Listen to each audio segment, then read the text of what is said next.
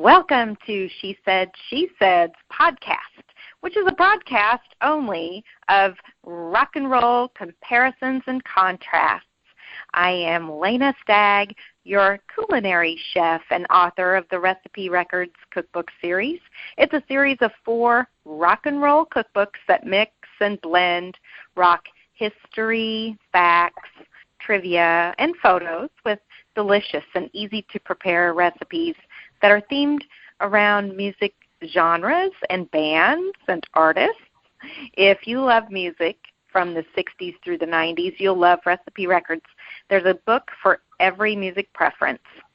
So check them out at my website, leneastagg.com, and while you're there, sign up for my free rock blog and newsletter.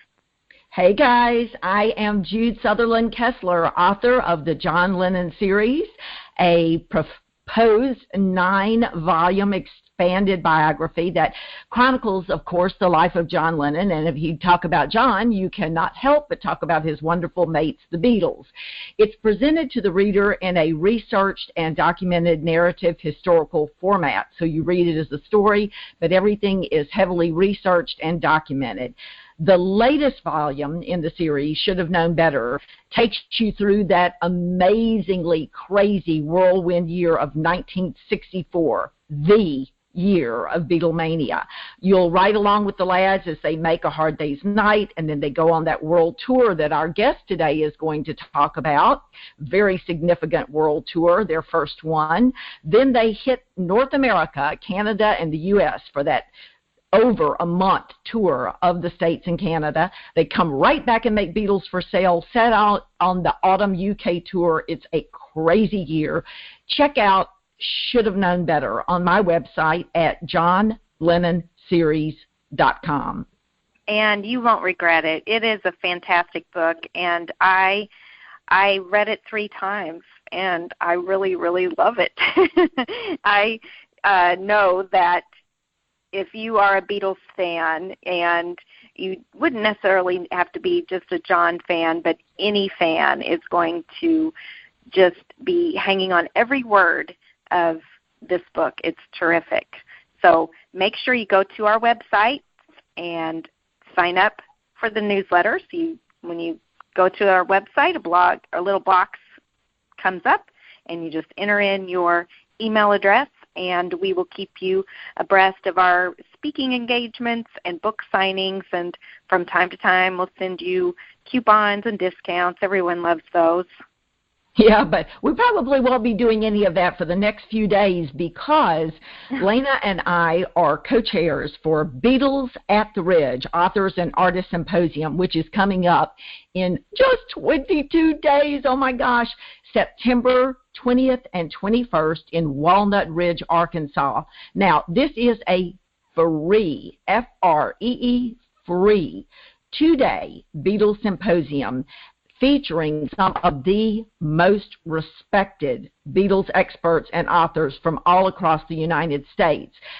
For example, Bruce Spicer, the international guru of Beatles music and records, will be speaking on Friday night, as will our extremely special guest on the podcast today. Yes, you might know this guest as the rock and roll detective, or he might be more familiar to you as the Harrison family's official historian for the film George Harrison, Living in the Material World, or you might have seen his name on a well-worn copy of that Amazon bestseller, The Beatle Who Vanished, the story of Jimmie Nicol. He wears all of those hats, and right now he's also overwhelmingly busy transforming his great book on Jimmie Nicol into the screenplay for a major motion picture coming soon, as they say, to a theater near you. He's also the executive producer of the film as well. So, Jude, we can say that we knew him when Absolutely. Absolutely. Oh, yes, we did. But that's not all, guys. I mean, yeah, that would be enough for me. But our guest is also writing a new book on rock and roll mysteries. And, of course, the Beatles will be in there, but also the Traveling Wilburys, the Beach Boys, the Rolling Stones, Bob Marley, Nirvana, Elvis, and many, many, many more. So hear this, and this is the part that people like Lanea and I love. If you're a historian and you want to get to the truth of the matter instead of the legends and the myths that proliferate the rock and roll world, our guest today gets to the bottom and solves those mysteries once and for all. Intrigued? Well, he's going to be sharing some of those dark and mysterious rock quandaries with us on Friday night at Beatles at the Ridge. And he's not only going to be there speaking, he is Beatles at the Ridge's featured author for 2019. And more importantly to Lanea and I, he is a dear friend of ours. We are so thrilled and so honored to welcome to the show the rock and roll detective, Mr. Jim Berkenstadt. Hey, Jim. Hey, Jude and Lanea. How are you guys? I'm so happy and honored to be on your show today. You know, we go back many years and are great friends and fellow Beatles scholars for life. It's so much fun whenever we can get together, and I'm really looking forward to speaking to all the fans at the Beatles at the Ridge coming up in September. We are so delighted to have you here, and we cannot wait to hear about no more fake news in the rock world, of course. That could be the subtitle of your book, Jim. I'm sorry? That could be the subtitle for your new book. Well, I definitely use that phrase many times in the book, but I have not. Yeah, that would be good. Like, no more fake news in rock and roll history. That could be a good title. That's good, Lanea. I love it. There you go. There you go. Well, Jim, we want to really thank you from our hearts for headlining our amazing group this year at Beatles at the Ridge. We've wanted to get you there for many years, and we're so thrilled that you're going to be there. And at the end of the show today, we're going to have the official MC for the show this year, Susan Ryan, is going to come in and talk about the complete and really stellar lineup. But I have to say that everyone is so excited about having you speak twice during the symposium, as well as, you know, air quote, narrating the showing of Martin Scorsese's George Harrison Living in the Material World for us. So if you don't mind, tell our listeners about the role that you played in the making of that landmark film. Sure. Well, that project was a great honor for me, as you can imagine. Out of all the people in the world, to ensure the historical accuracy of George Harrison's life and career, an official biofilm, Olivia Harrison chose me. So I still can't get over that. That's a wonderful feeling, and I still remember her call. She called up one night and said, "Hey, Jim, how you doing? I hope I'm not bothering you because it's pretty late there." And it was 8 p.m. I said, no bother at all, Olivia. But I said, isn't it like 14 o'clock in England right now? Well, it probably is, but I'm in L.A. I said, oh, okay. So anyway, she said, I've been talking to this guy, Marty, and I think we're going to do a deal, and I'd like you to be the historical consultant, and we're going to make a film about George's life. Would you do that for me? Wow. And I was like flabbergasted. I said, well, first of all, how fast can I say yes? Yeah. I'm so honored. And then second of all, when you use the term Marty, does that indicate Martin Scorsese? And she goes, yeah, Marty. Oh, gosh. So I was completely floored and honored. So I got to work closely with Olivia to locate rare recordings, film footage. I worked on almost a day-by-day basis with producer Blair Foster on sorting fact from fiction or from fake news, as Lanea would like to say, and locating artifacts that they wanted, answering questions that they had. Like sometimes, for example, a piece of footage where it was just silent footage. Maybe someone took it with a home, 8mm silent camera, and then we figured out from George's lips and the chords what song they were doing so that we could later sync it up if need be with with audio. Wow. I worked in New York with David Tedeschi, who was Marty's editor. We were working on dating footage of George and helping with shaping the story. I gave a lot of feedback on the narrative, and in that respect, it was funny when I went there to view like a 6 or an 8 hour rough cut of the film. You know, the next day I was to meet with the producer Blair Foster and David Tedeschi, the editor, 2 separate meetings. And I knew they were going to be long meetings because 6-8 hour movie. So I brought along a legal pad and a pen. And, you know, all these people are milling about outside this showing, and they're all people, you know, related to the production. And all of a sudden this producer woman, who shall go nameless, came up to me and said, "What are you doing with that legal pad? You can't have that in here." And I said, "Well, I'm the historical consultant, and I've been asked by the editor and the producer of the film to give feedback tomorrow. And this is an 8 hour film, and I don't think I can remember 8 hours worth of material." She's like, "Well, I'm taking that away from you." So she grabbed the legal pad. She let me keep the pen. And I realized I had 15 minutes before the showing, so I calmly walked back across the street to my hotel, looked around my room, and there by the phone were all these little square pieces. Picked them up, put them inside my sport coat, walked back to the film, went to see where this woman was sitting. She was sitting in the last row because she was too cool from New York. I went down to the first row, pulled out my papers, pulled out my the flashlight on my phone, and began taking lots of tiny little notes. And it's a good thing I did because they appreciated all my feedback the next day and said, "We're glad that we're glad that you did take the notes." So it was really a 3-year dream project and a real labor of love. Oh, there's no doubt about it. And obviously, Olivia wouldn't have called you had you not been extremely knowledgeable about George to begin with. But during the making of the film, was there anything that you found out about him that you hadn't known previously? Well, I'd say I learned more about George's love of gardening. You know, I got more detail on that, and also about his passion for Formula One auto races and the race car drivers that he admired. You know, just as we admire Beatles and Clapton and rock and roll people, he admired race car drivers, you know, so he was a fan of them.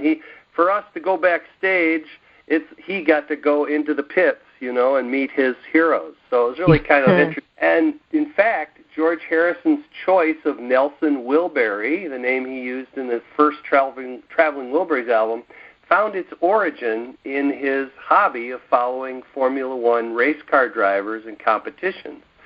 Harrison recalled how he came to love car racing at an early age. He said, quote, I used to go to watch motorcycle racing at Aintree in Liverpool. And advertising car racing. So anyway, he said he used to go up there, and his earliest memory was of seeing a Jaguar racing against a Mercedes-Benz. So Harrison, he never had one favorite driver. He was a fan of many drivers, including Jackie Stewart, who was, of course, memorialized in Harrison's song "Faster." Emerson Fittipaldi, who George once memorialized with a Get Well video that he sang after Emerson crashed, and he sang "Here Comes Emerson" to the tune of "Here Comes the Sun." Wow. Damon Hill, who Harrison had jammed with on guitar at his house. But Nelson Wilbury was named after one of George's other favorite drivers. This person was known as a practical joker on the race circuit, and it's not a surprise that Harrison took his Wilbury name from driver Nelson Piquet, or Piquet. And Danny confirmed this to me. He said, yeah, my dad had chosen Nelson Wilbury after Nelson Piquet, the race driver. Wow. I also had some lost video footage that I had never seen before of George.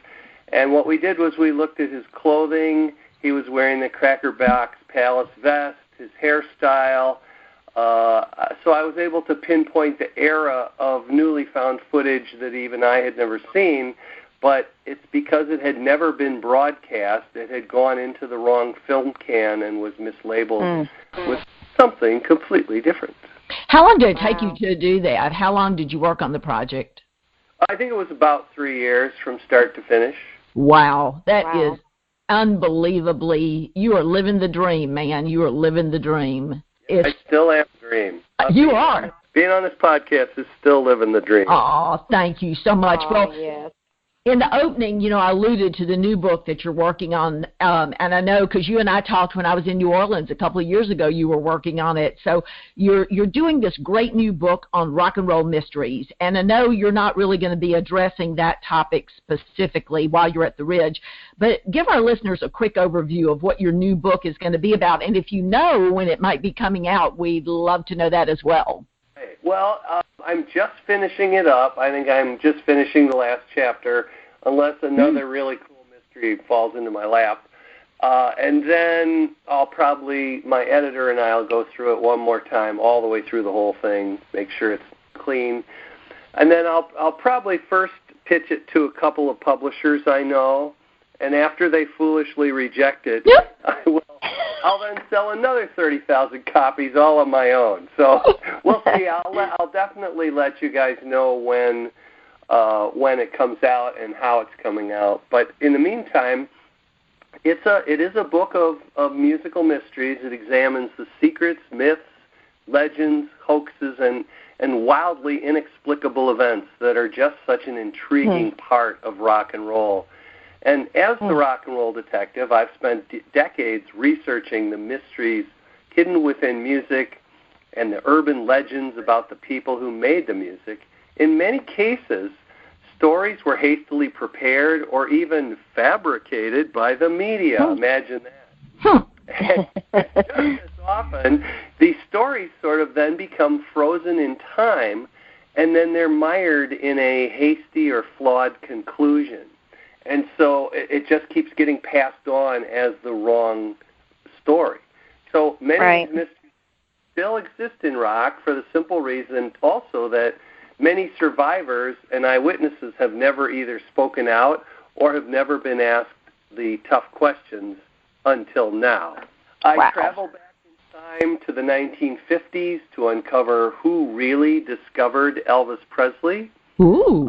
Visit a time in the 1960s when a famous folk troubadour actually used a famous producer to assemble a supergroup with members of the Beatles and the Rolling Stones. I discover which members said yes to that proposition and which members declined. So I go behind the scenes of the CIA and their intrigue in Jamaica in 1976 to discover whether or not the CIA tried to influence an election and arrange for the assassination of reggae superstar Bob Marley. Wow. Another chapter, I determine whether or not the Beach Boys actually stole a song from psychotic cult murderer and wannabe rock star Charles Manson, and determine whether they kept all the credits and royalties. So I just read about that instance in Ivor Davis's book. Yes. Well, Ivor doesn't know the whole story. Uh-oh. This is solid gold, Jim. I'll just tell you that I found the only living witness who had never been asked these questions, what was the transaction between Dennis Wilson and Charles Manson? And no one's ever talked to this guy about it. And, in fact, he's hiding out because he's still scared that Manson and Manson's dead, but his followers might come after him. He's no longer in the area. And it was even an interesting story of how I was able to find this guy. But I'll just tell you that Taylor Hawkins of the Foo Fighters gave me his phone number. Wow. So man, I cannot wait. Yeah, each chapter. Taylor Hawkins has come up in our past two radio podcasts, and I think maybe it's time for us to ask Taylor Hawkins to be on the show. You should. That's an exciting book, man. That book is going to be one of those that I regret that I opened, because then I won't sleep for 2 or 3 nights. I'll just keep reading and reading and reading and reading.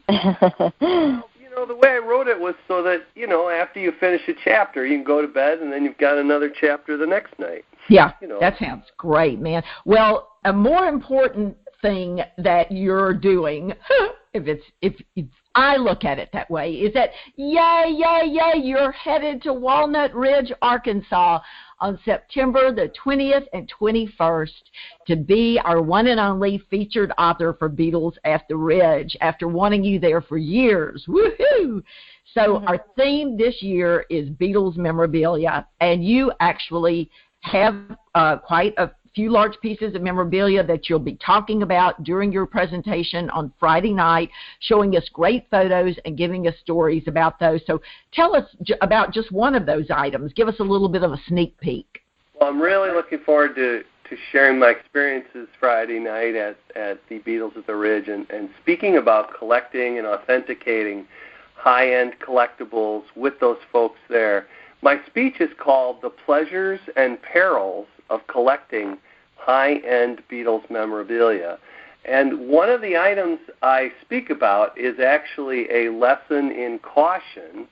It's not one that I purchased or that anyone I know has. I think it has yet to be purchased because of what I found out. So here we go with this one, this example. So how do we authenticate a musical instrument allegedly used by a Beatle? The answer is not so easily. So one day I was offered a Ludwig snare drum, quote, owned and used by Ringo Starr while he was with the Beatles, end quote. It came with a letter handwritten by Ringo himself stating, I am Richard Starkey, and I owned and used this drum while I was with the Beatles. I authenticated the letter. It was definitely Ringo's handwriting. End of story, right? No. The asking price, $15,000. So that was the first red flag. Auction results for a Beatle-used snare drum with a letter from Ringo should be worth $80,000 to $100,000. So I wondered, first of all, why is this being sold so cheaply? So then I sent the drum, the photo, and the serial number to Ludwig Drums, and I found that the drum was manufactured 2 years after the Beatles broke up. That would be one reason, why the price was low. Then I tracked down the person who actually asked Ringo to write the letter on behalf of this drum tech that Ringo had given the drum to. He is also a drummer, and he said, quote, Ringo never played that drum, and never with the Beatles, because it didn't exist during the Beatles' time. It wasn't the right type of for his style of playing. It was sent to him by Ludwig as a promo to try out as a sample in the 1970s. Ringo threw it in a closet. Later, he decided to give it to a friend who had helped him as a tech. Years later, that friend asked Ringo if he would sign the letter stating he had used it with the Beatles. Ringo obliged so that this person could sell it and make some money, or just to get rid of him. So even a letter of provenance actually signed by a Beatle cannot always be taken at face value. So now one is left with a drum Ringo never played and never used with the Beatles. So what should the real value be? Maybe closer to $2,000 for a drum that Ringo threw in his closet. And the lesson, of course, always be skeptical. Wow. That is crazy. Well, I tell you what, Jim, I am a George girl, and I can't wait to hear you talk about the film and, answer questions and give your insight, and tell us how much the audience is going to love this film. Well, I think they're going to really enjoy it even if they've seen it before, because it's such a rich film, and it shows that, shows what George went through first growing up, then as a Beatle, and I mean, to come out of the Beatle thing, the Beatle mania with your sanity, quite good, and I'm sure that his spiritual learnings really helped him get through that period. And I always felt that George, and I think this comes through in the movie, is that George really was sort of the soul or the conscience for the group. And that's something I really admired. And of course, one of the best things about the fact that I've been able to work with the Beatles and the Harrisons is getting to meet the family members. And Olivia and Danny Harrison are just wonderful people. Getting to meet Jeff Lynne, he's a really cool guy. I'm buddies with the Harrison and Wilburys drummer Jim Keltner and of course Klaus Voormann. And just imagine sitting at the Apple Corps Beatles conference table one day chatting with Neil Aspinall about music. You know, it just doesn't get any better than that. Asking questions. I've had a great life, and I have to tell you, I have to reveal a secret for the first time on a show. When I was 10 years old and I was looking at the back of Beatle albums covers, I said, I want to work for these guys someday. Isn't that coming true? Wow.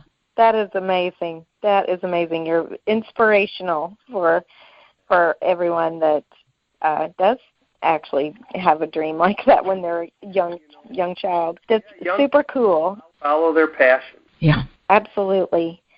Well, Jim, we are also really thrilled to hear your 10 o'clock Saturday morning talk on the 13-day Beatle, or as you would say, the Beatle Who Vanished, Mr. Jimmie Nicol, who filled in for Ringo for 13 days on the 1964 World Tour. So tell us a little bit about that presentation. Well, Beatle Who Vanished is a recent bestseller. It's been inducted into the Rock and Roll Hall of Fame Permanent Library and Archives, and it is the first historical account of Jimmie Nicol, a relatively unknown drummer, whose journey from humble beginnings to saving the Beatles' first world tour was really only one part of his legend. Though his 13 days of fame made, worldwide headlines, the true mystery of Jimmie Nicol's story is riddled with blacklisting, betrayal, drugs, divorce, bankruptcy, and an eventual disappearance that led many to question whether he was dead or alive. And until my book came out, he only merited one sentence in Beatle history and no sentences in British music history books. So it was a challenge to see if I could find someone who never wanted to be found. I had a lot of questions that, ultimately I was able to answer and put into the book, such as what did Nicol do to get this job? What was his backstory? Not anybody could fill in for Ringo. Why was he chosen? Why did he already know Ringo's drum parts? What was it like inner circle of Beatlemania? What did Nicol do after the Beatles? Who was the rocker that the Beatles and Jimmie Nicol had already played together with, but separately, before he ended up on an airplane with this guy and the Beatles headed to Hong Kong? And what did Nicol do after the Beatles? Most importantly, how did he handle his 15 minutes of fame? And finally, was he dead or alive? So, it was a fun detective exploration, and a lot of people like it. Butch Vig, who's a producer, he's produced Nirvana, Foo Fighters, Paul McCartney, and a few others, and he had this to say about the book. Quote, "This is a fascinating and mysterious must-read for hardcore Beatle fans and anyone who wants to understand the meteoric rise to pop stardom and the subsequent crash landing." And then in 2018, well, actually in 2017, I optioned the film rights to Alex Orbison, the son of Roy Orbison, and Ashley Hamilton, the son of George Hamilton and the stepson of Rod Stewart. Wow. And we then made a deal in 2018 with a British film studio named ECOS Films, who Jude may know because they produced the movie Nowhere Boy about John Lennon's early adolescence. Right. As well as a very hilarious historic film called Royal Night Out about Princess Elizabeth and Margaret before Elizabeth became queen, partying on VE Day in 1945. Wow. Great movie. So, Crazy time. The producer of those two movies is the producer on my film. I'll be serving as executive producer and script consultant. So I'll have a lot of creative input as we move through the various stages of development, pre-production, and filming. So for me, it's really still hard to believe that a bestseller and a movie could come from a little self-published book about a footnote in music history and a guy who never wanted to be found. But I am just happy to be bringing this new chapter of Beatles history to the rest of the world. Well, it's not just that, though. When I got ready to write about the World Tour in 1964 in Volume 4 of the John Lennon series, I've quickly found out that very little had been written about the tour at all, not just Jimmie Nicol, but the tour, as if the tour never existed. And had it not been for your thorough coverage of the World Tour, coupled with one other book, The Beatles Down Under, those were the only two books that covered it. The other, and I'm talking your major Beatles authors, experts, biographers, they jumped from The Making of a Hard Day's Night to the premiere of A Hard Day's Night as if the World Tour never existed. And had it not been for you and the stellar in-depth research that you did on the World Tour, I would have been really in bad shape. So you did much, much more than tell Jimmie Nicol's story. You brought the World Tour to life as well. So thank you very, very much. Thank you. I'm honored. That I guess I didn't realize that I had done that, but that makes me happy. Thank you.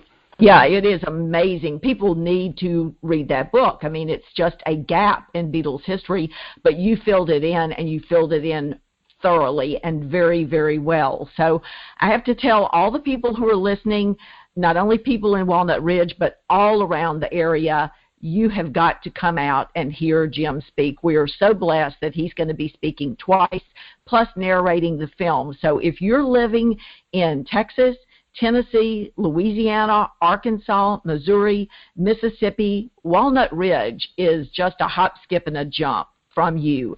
It's only 1 hour from Memphis. That's it. It's only 2 hours from Little Rock. I mean, that's nothing. That you can get off work on Friday afternoon at 5 o'clock and be there in time for Jim's presentation. It's really close to Shreveport, Louisiana, to Dallas, to Nashville, so many of the places that the Beatles loved, and I know they're fans out there, so we want to encourage you to get in the car, come up to Walnut Ridge, and enjoy this 2-day free festival. We're expecting all of you to motor over for the weekend.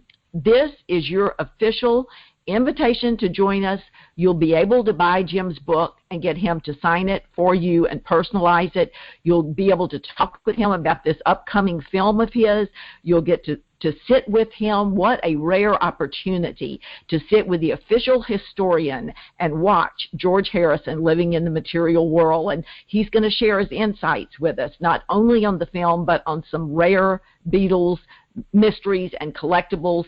So mark your calendars for September 20th and 21st and be there. It is spectacular. I can't wait. Just hearing Jude talk about all of it, I cannot wait. It is going to be such a great weekend. So, Jim, where can all of our listeners find you on social media so they can keep up with what you're doing before Beatles at the Ridge? Sure. Well, I can be reached at Facebook under the name Jim Berkenstadt, of course. I also have a Facebook page called Rock and Roll Detective that has nearly 5,000 followers. So that's a way to keep up with what's going on. Also, you can sign up for my newsletter at thebeatlewhovanished.com, and you can see videos of Jimmie Nicol in action there, and you can order a signed copy of the book from the website, and you'll want to read that before the film comes out. And then I'm on Instagram as Rock and Roll Detective. I'm on Twitter as at Rock Detective. And for all the projects and news about all of my work, you can visit my general website, rock and, that's A-N-D, rockandrolldetective.com. I love it. I love it. Well, 22 days until we all reconnoiter in Walnut Ridge. We're going to celebrate that wonderful and momentous day in 1964 when the Fab Four surreptitiously landed in that sleepy town in northeast Arkansas. 22 days before we gather to sing Beatles songs. Cameron Hicks is going to be doing the entire Help LP from beginning to end, and we'll be able to sing along. We're going to get to see those rare candid photos in the Argenta collection. These are unposed, candid photos that people have never seen before, and we're going to get to tour the Beatles-inspired art collection that Ken Orth has put together from all over the world, pieces of art inspired by the LPs of the Beatles. It's called Meet the Lookalikes, and it's just 22 days until we see you again, our dear friend, our rock and roll detective. So leave us with your thought for the day. Give us your favorite Beatle quote, if you would. Sure. Well, this one is timely, too, because if you follow the news, you may have heard about this particular country. But when the Beatles landed in America for the first time, they had an impromptu press conference at the airport, and one journalist asked the group, "So, how do you find America on your first visit?" And, of course, John Lennon quipped, "Just turn left at Greenland." That was like the greatest quote of all time by the Beatles. It made me laugh, and it made a lot of sense. And of course, you know, our president wants to buy Greenland, so it's just perfect timing. That's great. That is great. I love it, Jim. Thank you so much for being here and taking time out of your busy schedule to be on our show. It truly is an honor, and we look forward to seeing you soon. Yes, Jim, thank you so much. And one thing we didn't get a chance to talk about, but you might explain it to people when you're at the Ridge, is you are the only historian who got the spelling of Jimmie Nicol's name correct. And it'll be interesting for people to find out on Saturday morning how you sleuthed that out when no one else did. So we cannot wait to see you. Well, thank you so much. It was great being on your show, and I really am looking forward to talking to all the folks at the Beatles at the Ridge. And if we ever get any free time while we're there, I'm really looking forward to talking to the two of you and your husbands and having a lot of fun and laughs together. Well, we are too. Thank you so much, Jim. Thanks again. Take care. Have a good day. The Rock and Roll Detective is not the only author and artist that you're going to be seeing at Beatles at the Ridge. There is so much more. And here to tell us all about the great speakers and vendors and artists and musicians who are going to be making this weekend so very special is our 2019 official Beatles at the Ridge MC, Susan Ryan. Susan, welcome to She Said, She Said. Hi, I'm so happy to be with you guys. It's been a long time. Yeah, we're so glad to have you, Susan. Thank you, because we know you're in Canada actually visiting your son, so thank you for calling in. Oh, not a problem. My pleasure. I'm glad that I was able to make it happen.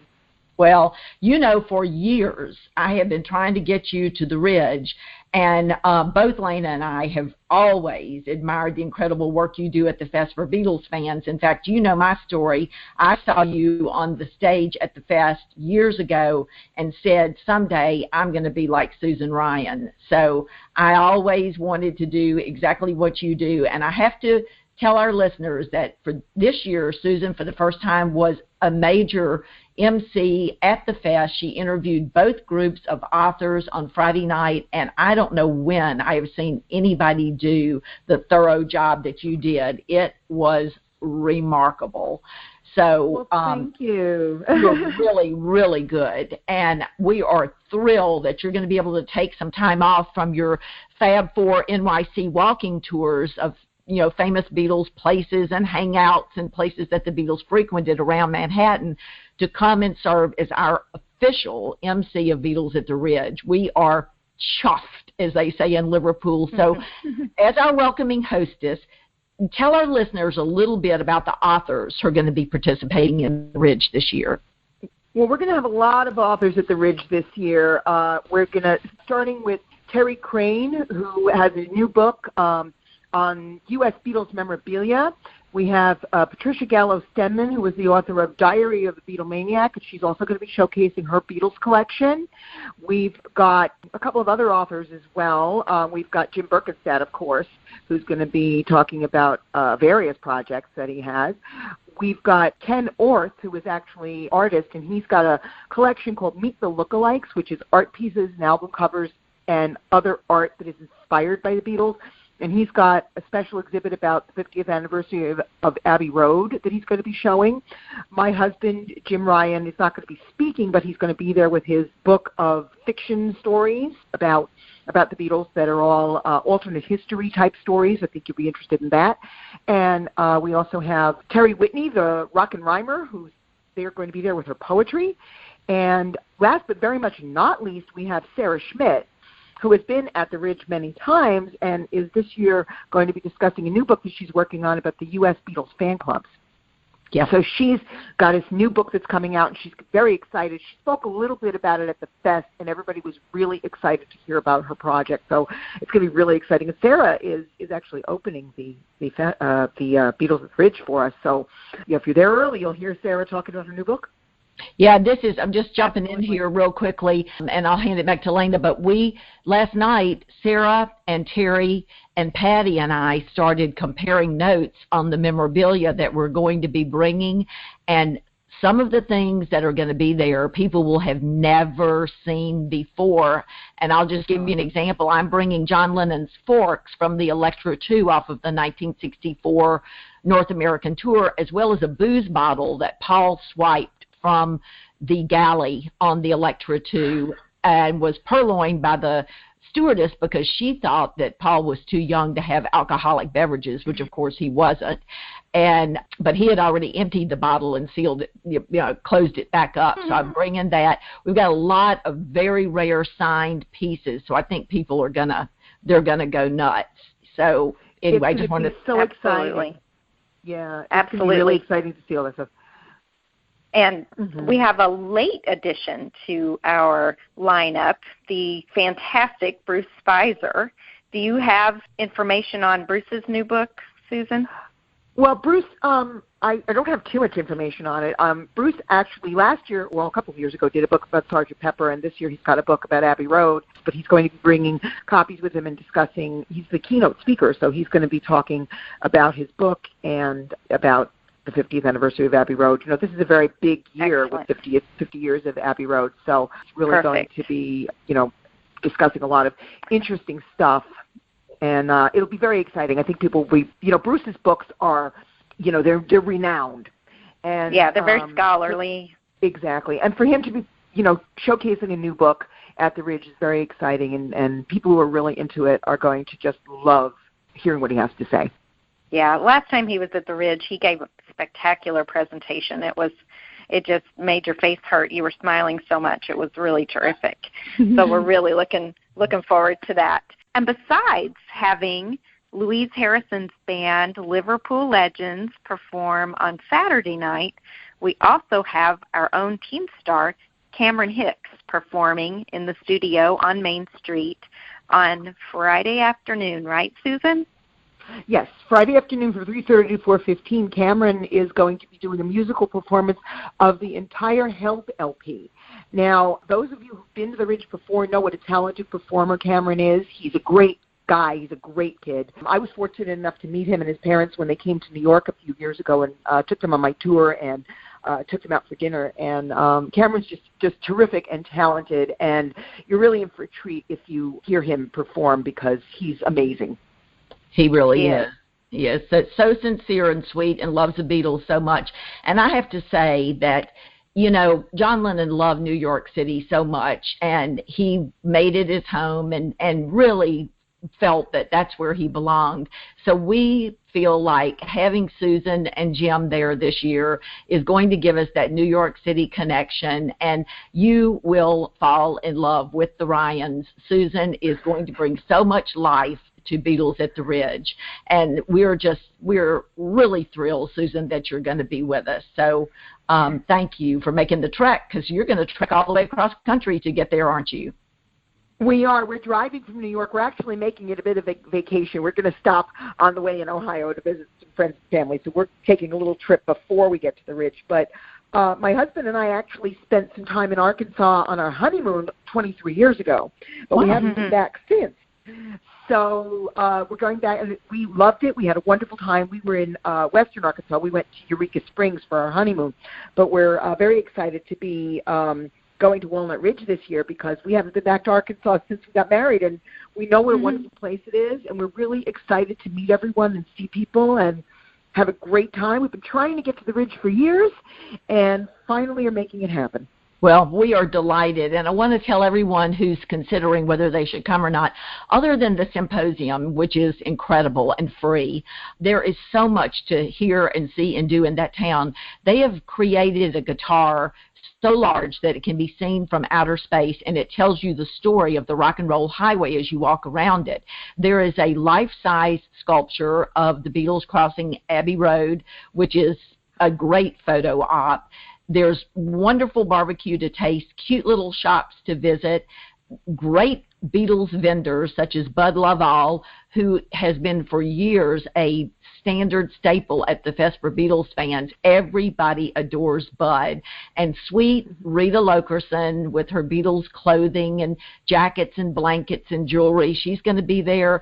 Tammy Chambers, who comes from the Dallas area from Texas, with her Beatles jewelry. There is going to be so much to see and do, good food, great fun, and so we're looking forward to it, aren't we, Susan?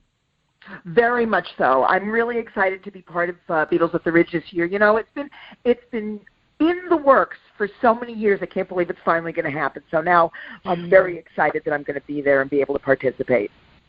Well, thank you so much. And, you know, if people want to learn more, they can go to our website, which is BeatlesAtTheRidge.com, and Susan's all over the Beatles at the Ridge Facebook page, so you guys check it out. Definitely. Absolutely. And you'll get a lot of great information. Yeah.